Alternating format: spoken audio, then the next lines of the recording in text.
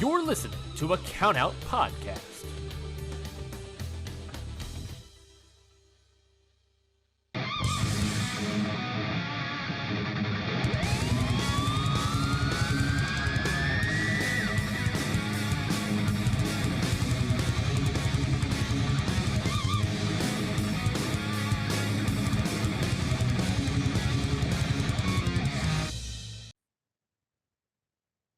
And welcome to another episode of Your Dose of Death podcast. As always, I am Loren. Mike is not joining us, unfortunately. Just has some other stuff going on. He will be back again soon.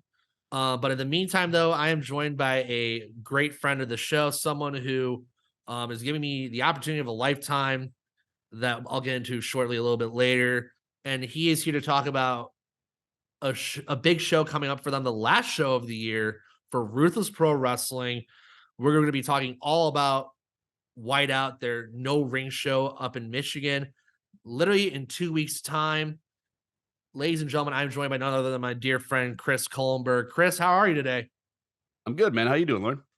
I'm good. I can't complain. As I said earlier, I'm so grateful to be able to work your show in a few weeks' time, doing some film stuff, which is so crazy to me. I never thought I'd actually get this kind of opportunity again after doing it literally on a whim. And I'm so excited for the show because, I mean, is this your first no ring show you guys have done? Yes. That's what I was thinking, because I was like, I wasn't sure if this is the very first no ring show they've done, but it's such a cool idea. Random skate park in literally early December. Lord knows how freezing it's gonna be. It's gonna be. Oh, the building's heated. Oh, the building's heated. Oh, even better. Thank goodness for that. It's not an outdoor skate park. It's indoors. I know it's indoors. You never know how it is. I mean, it's fully air conditioned and everything. There'll be food, everything. Yeah, I mean, from what we have seen so far, this show is going to be awesome, stacked to the gills. You have all your Ruthless Pro Wrestling favorites. I believe almost every title is going to be defended here, except I believe the tag team belts. Correct. So, what was the idea behind WhiteOut? I want to start peek into your mind about why this show needed to happen. You mean conceptually or conceptually? Yeah, conceptually. Well, I mean, I always try to have a different vibe for every show that kind of fits the mood. That's why we always have different intro packages and all that. And I got one made for this and all this. But the reason it's a no ring and the marketing and vibe behind it is in December, a lot of people have Christmas and stuff coming up, and we didn't really want to go and get a full venue and throw a ring in there, but we want to do something cool. So people had a show, because people thought we expected that's turning out not to be the case. It's selling better than I thought it would, but we expected a lower turnout. And we wanted still to put on a show in December, and we hadn't been back to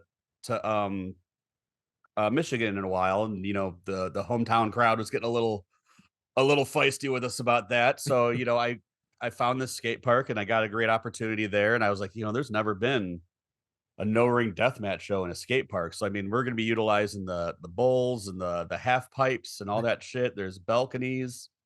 It's going to be a real wild time. And then the concept, the WhiteOut, was we wanted to make it like a Miami Coke party in the 80s. So everybody's going to be decked out in Hawaiian shirts and big sunglasses and shit. I love that idea. Yeah. Oh my goodness, I love it. But I mean, rings involved. And what? I got some pinky rings for it. Yeah. Yes. We're gonna go Spring Breakers style, get some grills, some riffraff grills. We might. I know. But yeah, I mean, as you guys have heard here, I mean, this is really a first time show for Ruthless Pro. And again, as I said, this card is really awesome. And of course, by the time this comes out, literally we'll have, I believe, 6 matches announced so far for this show, with a 7th to be announced very soon before the show itself. So this is a full show. You also, of course, have performances by Elbow Deep, who are making their return, of course, after King of the Kill as well. So definitely cool to see them back in the fold. I also just love shows with a band. I don't know. There's just something different about having a show with a band. Sometimes, I know, Disucss has done that in the past, and you guys have done that. You had 3 bands at King of the Kill, if I'm not mistaken.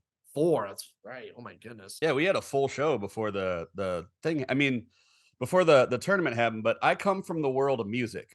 Before I was a wrestling promoter, I was a musician. I sang death metal for like 10 years. Okay.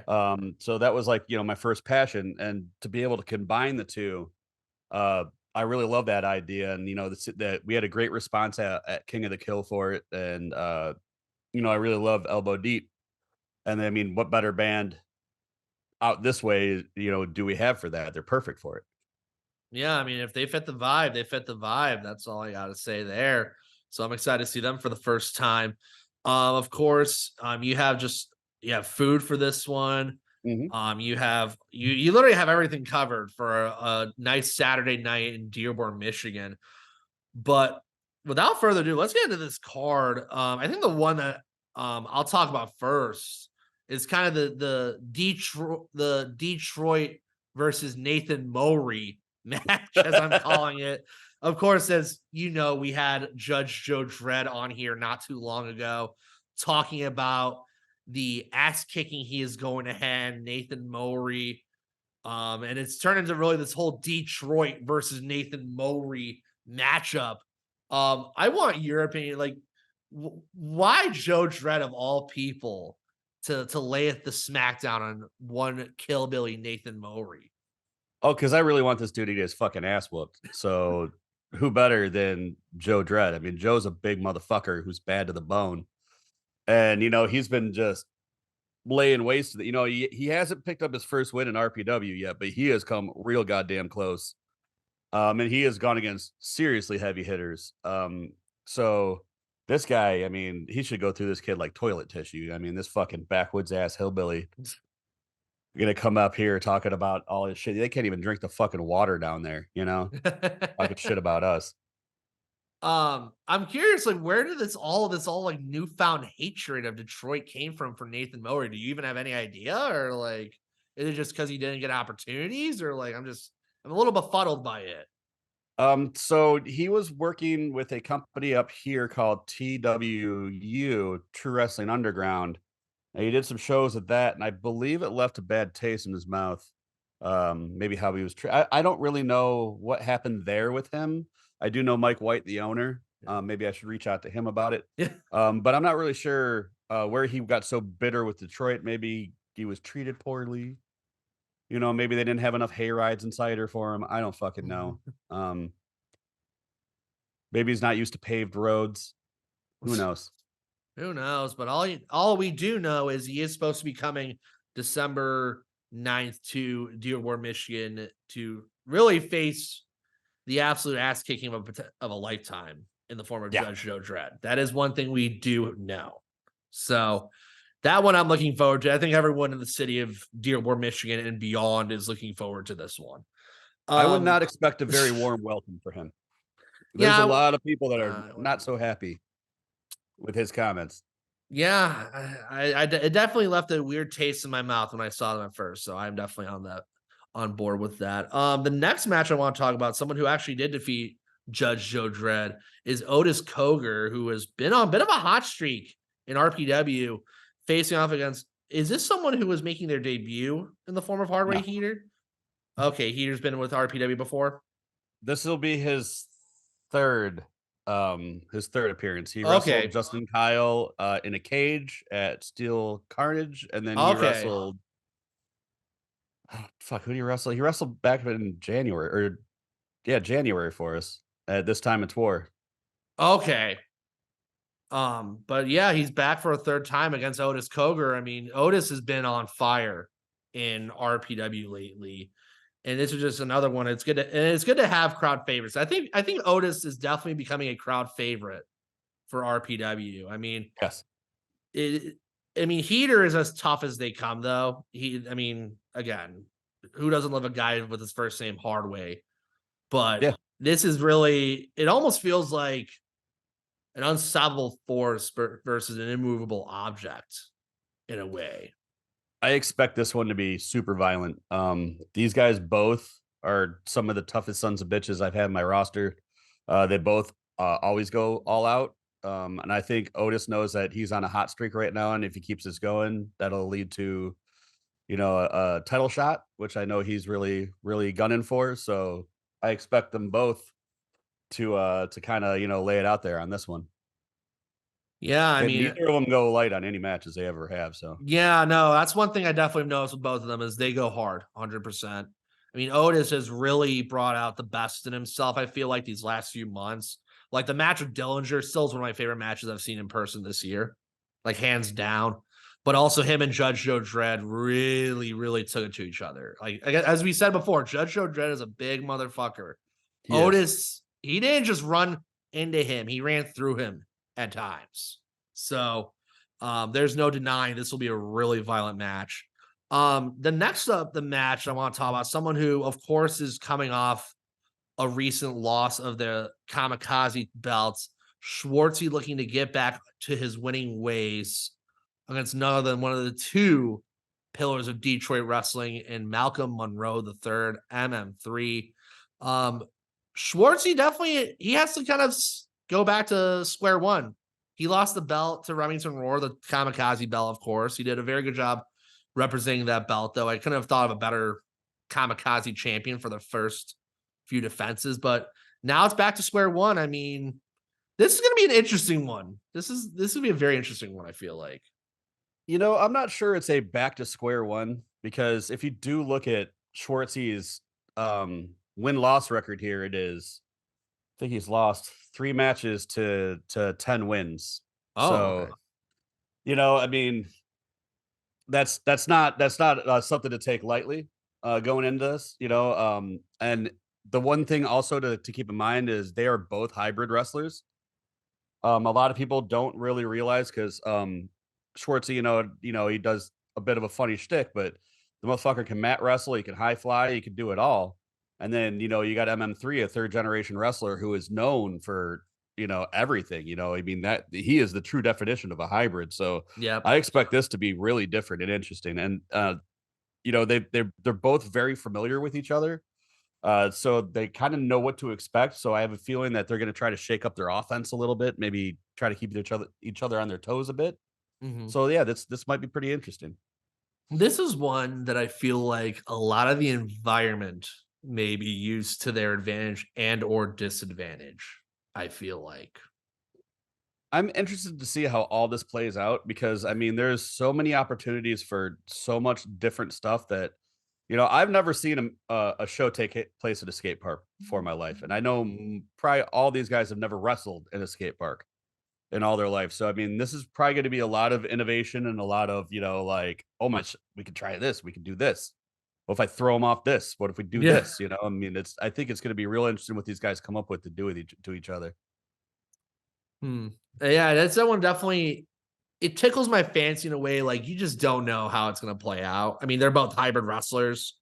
I mean, MM3 has been one of my favorites this year. I think he's someone who has really kind of risen through the ranks. And of course, being one of the two pillars of Detroit wrestling these days, with, of course, someone we'll talk about a little bit later in Thomas Oliver Vendetta. It just feels funny saying that. I swear, I think it still feels funny to me saying Thomas Oliver Vendetta, but it catches on like wildfire, as they say. So MM3, though, versus Schwartzy, it's going to be interesting. That's all I got to say. It's just me interesting.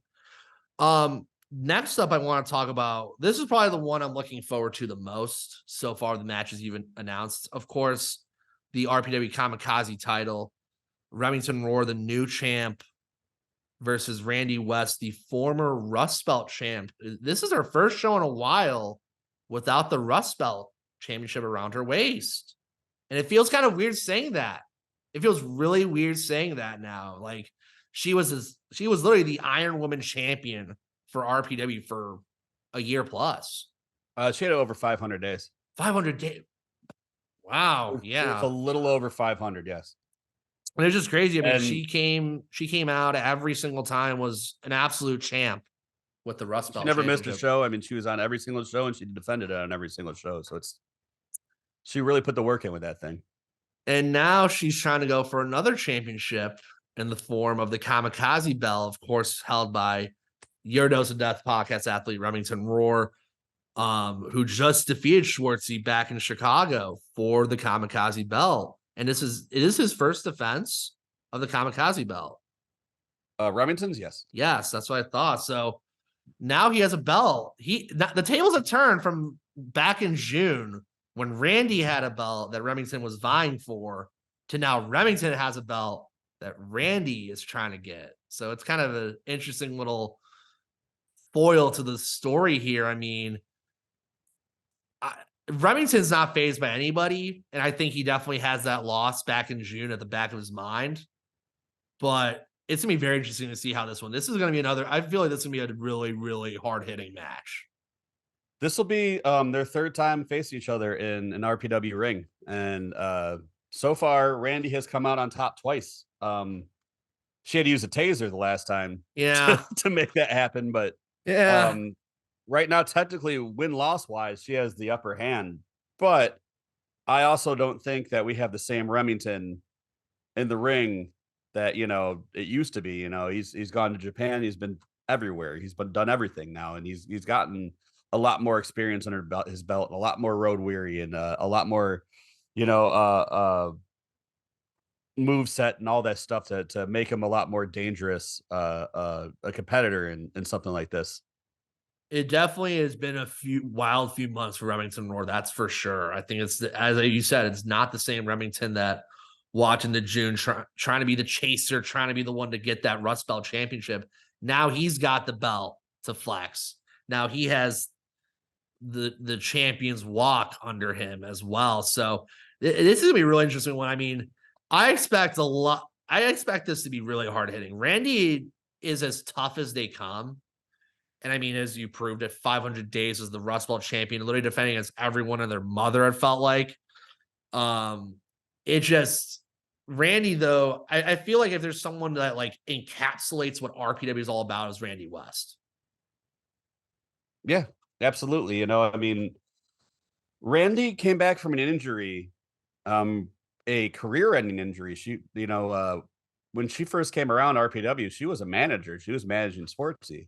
Oh, wow. And they said that she'd never wrestle again. She had a severe neck injury, and she worked hard and she got by it and she got cleared to wrestle. So since she has been able to wrestle again, she has been wrestling at RPW, and we gave her some of her first matches back, and she's been killing it ever since. Like if there's a wrestler that represents RPW, it's definitely her, Yeah, and I mean now she's trying to become I believe if she wins the Kamikaze belt, she may be one of the first to have held two belts in the same company champion for RPW, if I'm not mistaken. That would be correct. That would be really cool. Who knows? Could become a Grand Slam champion at one point. Give her the RPW world title. That'd be pretty sweet. But we'll have to see what happens. Yeah, she's got to earn it. If she beats Remington Roar, that's something in the cards potentially in the future. So next up, though, we're going to talk about the man who defeated her for the Rust Belt Championship, Thomas Oliver Vendetta. It still feels funny every time I say that. I remember being at another show and someone saying, "Oh yeah, Thomas Oliver Vendetta." Actually, it was MM3 that said that because a ring announcer was asking how to pronounce Tommy Vendetta's name, and he's like Thomas Oliver Vendetta, and I'm like, "Huh." I don't know how I feel about it. I thought it was a joke at first, but now it has been the talk of the town. Probably one of the biggest things ever. He's also won King of the Kill. Just got a little something that made me giggle. It has been the talk of the town. He's won King of the Kill, then won the Rust Belt Championship. Goes to end the year with the RPW Rust Belt Championship, defending against the man who is the king of the no ring, a man who literally is going to be coming fresh off the plane from Japan after his BJW debut. Brooklyn Black Death, Casanova Valentine coming back to RPW to vie for the RPW Rust Belt Championship. This is going to be an interesting one because Cass he literally is the pinnacle of no ring wrestling. He's the king of the no ring. But Tommy now has this belt, and it's going to be very interesting to see what happens in this kind of environment that maybe Tommy's not used to wrestling in. Yeah, I mean, this is definitely Casanova's bread and butter. This is what he fucking does. I I'm not sure if Tommy's done no rings. I think he's done no ring stuff before. But I mean, you talk about guys like that are RPW originals too. I mean, he was one as well. He did his first death match ever here against Akira. And, Yes. he's been with us ever since, and like he's been on a bit of a mean streak lately. He used to be a baby face, everyone used to love him, and then he got about sick of being treated a certain way, and he's a little pissed off, and he's got a lot harder edge going to him now, and he's on a win streak too. He won the fucking tournament, and then he went turn around and grabbed a belt. I mean, so Yeah, I yes, I mean, think Cass has the experience in this, but Tommy's on a mean streak, so we'll see how that plays out for everybody. yeah, and I mean, again, like Casanova knows how to use the environment to his advantage. That's something that's going to be real. That's going to be something that is really going to be interesting to see how it plays out with this entire show. As you said, there's half pipes, there's half bowls, there's all this stuff. How are these guys going to use this environment to their advantage? This isn't a freaking skate park. So, like, it's not like you don't have ring ropes to bounce off of. You don't have a top rope. Like, like, you might have to take some calculated risks. And this is one where there probably will be some calculated risks. There's a championship on the line. Go for broke. That's sometimes the name of the game. And I mean, Tommy, he doesn't want to lose that belt after just winning it a few months ago. Like, I wouldn't want to lose that belt. So I mean, I look for Tommy to be as maybe careless in a way, but in a good way. Yeah. I Tommy's always been a bit of a risk taker anyway, so I really don't know what to expect with this one. They kind of knew that when I booked it going into it. I was like, well, we got a new champ. Let's see what he's made of. If we're gonna do a no ring, put him against the best no ring there is. I mean, and who knows, maybe Casanova walks away with this thing. Yeah, maybe he does. Maybe Cass sneaks one by, but I mean, again, you won't find out till December 9th in Dearborn, Michigan. But you just announced one more match that actually just came out. By the time this comes out, it'll literally have been announced yesterday. So Hoodfoot Mo Atlas, another new champion. I think there was 3 new champions that came out of the RPW show in October. Which was shocking because all those people were on long title runs. Yeah, I Long mean, title runs. yeah, all of them long title runs. But Mo Atlas coming to Dearborn, Michigan to defend the RPW world title against someone one half of Midwest scum, Zach Thomas, which is kind of, I would not have expected him to try to gun for this title, but hey, more gold, never a bad thing. Absolutely. Dread King couldn't make this one. Still on the show, and I mean they've been on a hot streak as well. Like, so if he hasn't lost in a long time, you have to put them against somebody that it makes sense for them to wrestle if you have not lost. And that's he's got a better win-lose streak than anyone else on my roster right now, even though they were tag matches. He's got a better Wins are win-loss streak. wins. Wins are So wins. wins are wins, so that means he gets a title shot. And I mean, he may be the smaller guy in this situation against Hoodfoot, but I wouldn't discount Zach Thomas in any way, shape, or form. Like No. he is tough. He is tough. He's been in some tough matches in his RPW career as a tag team with Dread King Logan. But I mean, this might be the biggest match of Zach Thomas's career going into this, because who wouldn't want that RPW World Championship? Like, it's everyone's got their eyes on it, whether you like it or not. And I mean, Hoodfoot Mo Atlas has a new target on his back. He's been one of the most consistent deathmatch guys around the country over the last few years, but he has that RPW gold around his waist. I mean, he already has the American Deathmatch Championship. He now has this. Like, a lot is on the plate for Mo Atlas, but it's nothing he's not used to, it feels like. Yeah, I mean, Mo is one of those, he's that Cinderella story, all that kid needed was eyes on him, and he rocketed himself up. I mean, when Mo started here, he would just come and just try to help out, and try to get a shot in the show when we were first starting out, and in a few short years, he has went from that guy that just needed to get a shot and seen to winning titles everywhere and getting the camera for his IWTV special about himself, Yeah, and making the top 500 and all that. I mean, the guy is just anything you put in front of him, he knocks it out. He's truly a one of a kind athlete. I just saw something really crazy because my first RPW show was Code Orange Okay. at Gali Lucha Arena. Ty Vendetta versus Hoodfoot was my favorite match that night. I thought that was like match of the night. I don't know if you were going to top it. They're both champions for RPW now. About Correct. 2 years ago was that show? Yes, 2 years ago. 2 years ago. That is crazy thinking about it. 2 years ago, that match has catapulted both of them to championship status in RPW. That's just a crazy thought I had. Yeah. Fun behind the scenes on that one though. I actually got to watch that match. I came out and watched it in the crowd, and I was standing directly next to Hoodfoot's dad, who had never seen him wrestle Yes. before in his life, let alone a death match. I remember And his dad being there. that was an interesting experience. That was. I remember, I think I may have been to the left of you guys because I was in that one corner, which Big F and Joe and Murdoch used my chair during the match. But I remember seeing Hoodfoot's dad. His reactions were priceless, nonetheless. Yeah. So, but that is all the matches. I know you have one more match to announce. I believe they'll be announced next week. Then probably the week probably of the later show. this week. Or later this I week, don't okay. know. Yeah, I mean, we already know that Chuck Stein got announced, so it will be Chuck Stein's opponent. Okay. So it would be who's going against Detroit Punk. Yeah, I mean, a Detroit staple. I mean, Chuck Stein has been. How long has he been wrestling in general?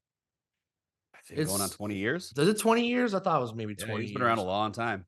And I mean, he's looking for a fight, so who knows who's going to step up to the plate to him? I mean, I kind of feel bad for whoever's going to be put in front of him, but that's a story for another day. I feel like. So I'll say this: it's somebody with a lot to prove, and somebody that's going to go in there and really get fucking violent to prove that they belong here. So I expect that one to be probably one of the most brutal matches of the night.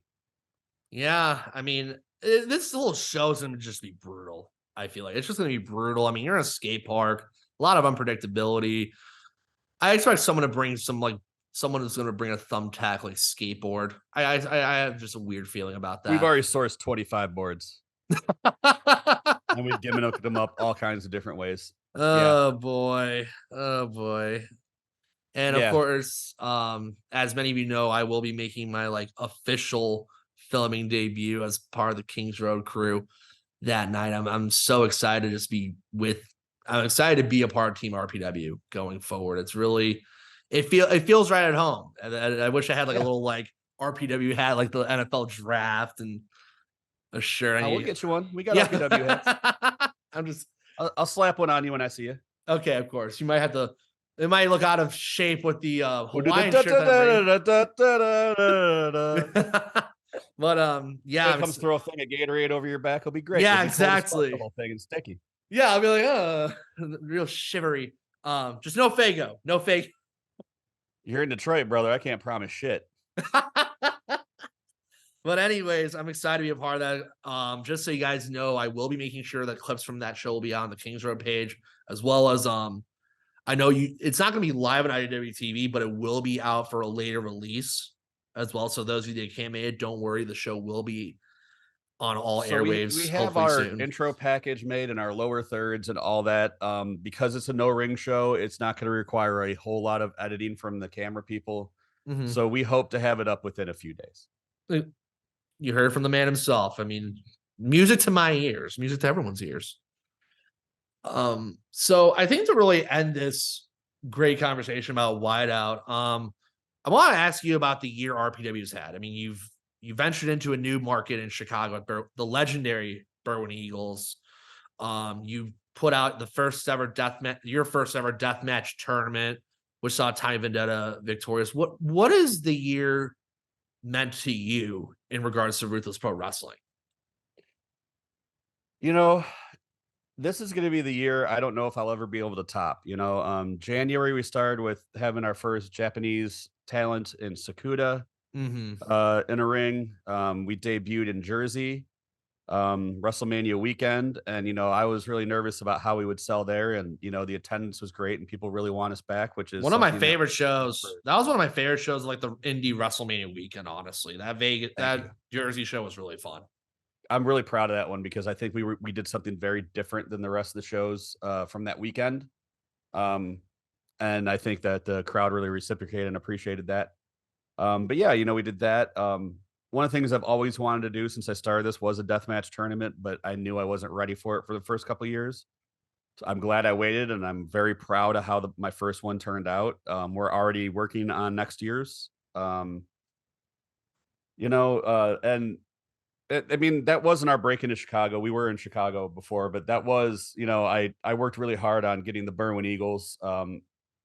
I worked really hard with Chuck, the owner, and big shout out to John Boulard for helping me with that. And we were able to debut Deathmatch in Berwyn, and now it is our home in Chicago. And we have some dates set up for that for next year. It doesn't feel real to me that deathmatch wrestling is happening in Berwyn Eagles, because I've known that venue for years. I mean, you see the walls of all the legendary women's wrestlers that have walked in that building, all the legendary wrestlers that have walked in that building, and now you add your own mark to it.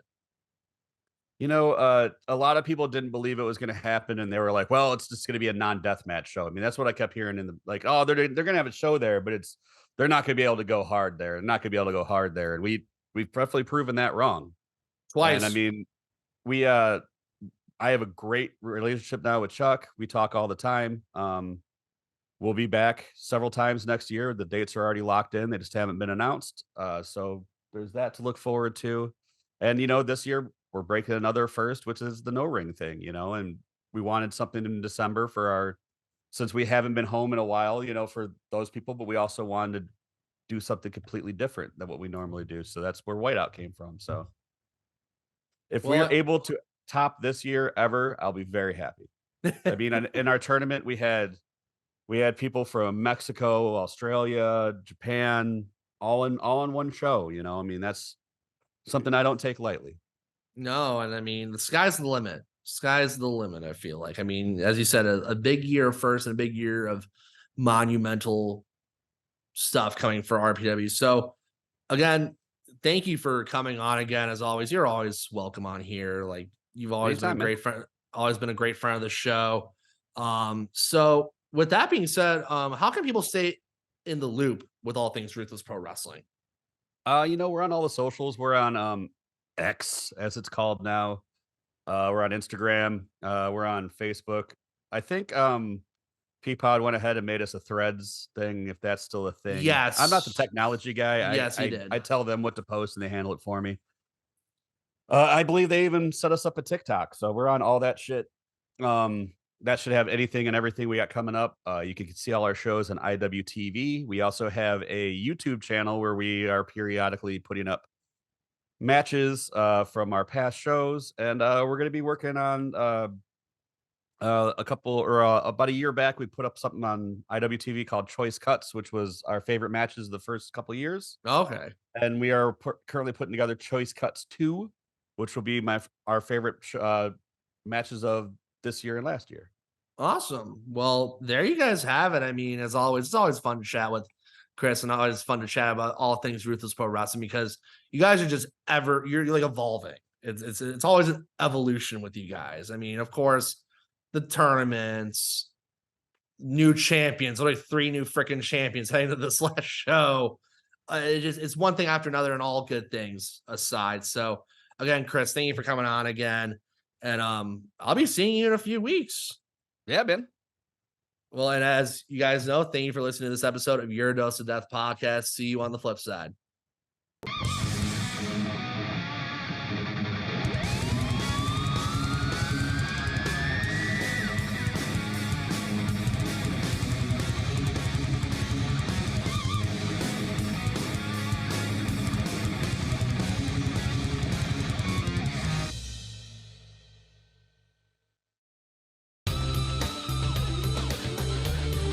This has been a Count Out Podcast.